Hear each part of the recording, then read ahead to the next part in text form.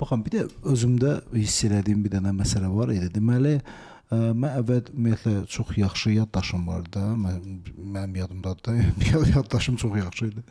Yəni nə mənada? Yəni mən hətta bir belə balaca kitab oxuyaraq nöqtə-bə-nöqtə bütün şeyi yadımda saxlaya bilirdim. Sadəcə olaraq müəyyən bir vaxtdan sonra mən gördüm ki, hardasa bir 34-dən sonra mən gördüm ki, bəzi şeylər artıq mənim yadımda qalmır, əvvəlki kimi. İtirirəm onları. Sonra mən indi düz deyim, mən yoga ilə məşğulam, nəfəslə aktiv olaraq məşğulam bundan da. Mən gördüm ki, o başladı məndə yenə qayıdıram da həmin şeyə ki, yaddaşım güclənir həqiqətən. Yaddaşa çox güclü təsir eləyir.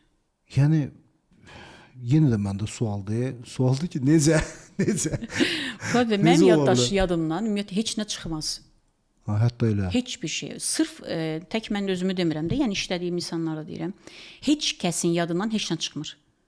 Ona görə ki, biz burada yenə də sinir sistemi işləyirik və əsas burada nə olur? Beyinə oksigen verilir. Mən bayaq nə dedim? Nəfəs texnikaları ən birinci təsir göstərir insanın beyninə və insanın ruhuna.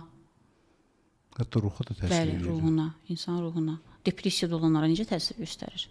Depressiyada olanları tamamən depressiyadan çıxardır. Ona görə ki, burada işlədiyin nəfəslər bədəndə serotonin hormonunu artırır. Anidən o nəfəsləri işləyə, beyinə oksigen verilir. Bədəndə xoşbəxtlik hormonu artır və anidən insan depressiyadan çıxır. Depressiya, ən birinci depressiya. Dediyiniz kimi baş ağrıları. Yəni sırf da beyinə aid olan nə problemlər varsa, yaddaş problemləri çox gözəl təsir eləyir. Onda faktiki olaraq elə çıxır ki, əgər bizdə başqa bir stres momentləri, digər momentlər varsa, o anda dərindən nəfəs al, ver. Dərindən nəfəs alırsan, verirsən. Hər hansı bir stres yaşayırsınızsa, o stres anında stresi bədəndən atmaq üçün sadəcə siz onu bir hardasa 3 dəqiqə. O anda beyin təmizlənir. Tam rahatlaşırsınız və o situasiyaya uyğun şəkildə də hərəkət edirsiniz.